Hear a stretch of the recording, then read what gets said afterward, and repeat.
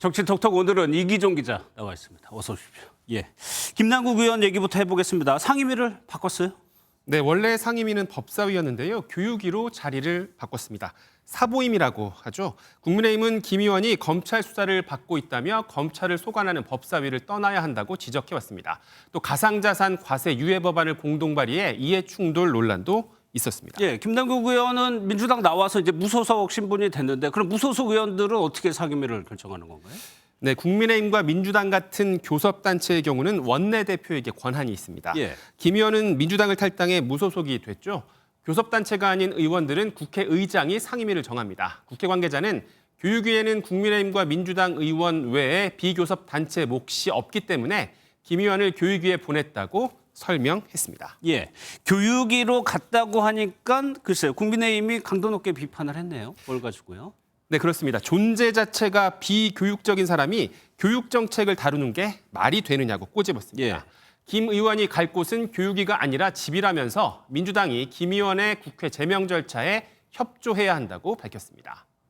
갈수록 태산입니다.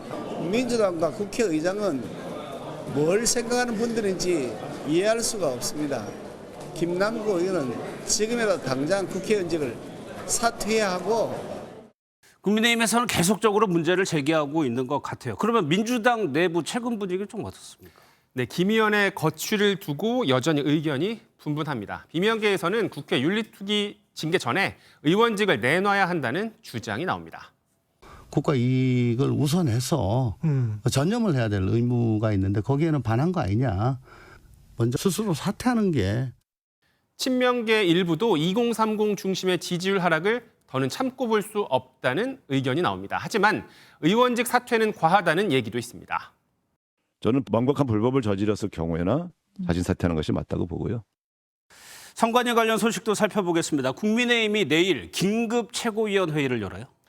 네, 선관위가 감사원 감사를 거부한 것을 두고 김기현 국민의힘 대표는 죄 지은 범인이 조사나 수사받는 방법을 쇼핑하듯 선택할 수 없다고 비판했습니다. 또 노태학 위원장은 더 이상 기관장 자리에 머물러서는 안 된다는 생각이 든다며 사퇴를 거듭 촉구했습니다. 여당은 감사를 계속 거부하면 감사원법에 따라 고발해야 한다는 입장도 밝혔습니다. 내일은 예정에 없던 긴급 최고위원회의를 열기로 했는데요. 선관위의 감사 거부와 관련한 대책을 논의하고 강도 높은 메시지를 내놓을 것으로 보입니다. 국정조사에는 여야가 모두 합의를 했는데 거기서도 좀 온도차가 느껴집니까? 네, 국민의힘은 이르면 오는 12일 국회 본회의 때 국정조사 계획서를 통과시키겠다는 계획입니다. 그런데 김기현 대표는 민주당이 지난 정권에서 일어난 선관위 의혹에 대해 전전긍긍하는 것은 아닌지 의심이 든다고 말했습니다. 국정조사 추진에 적극적이지 않다는 얘기죠. 이에 대해 민주당 원내 핵심 관계자는 원내 수석들 간의 논의가 진행 중이라며 정치 공세일 뿐이라고 맞받았습니다. 하지만 감사원 감사와 경찰 수사, 국정조사까지 여권의 선관위 길들이기라는 시각이 있는 건 사실입니다. 선관위 감사 거부와 관련한 공식 입장도 내놓지 않고 있는데요. 앞으로 여론의 흐름이 국정조사 실무 협의에도 영향을 미칠 것으로 보입니다. 알겠습니다. 잘 들었습니다. 지금까지 이기종 기자였습니다.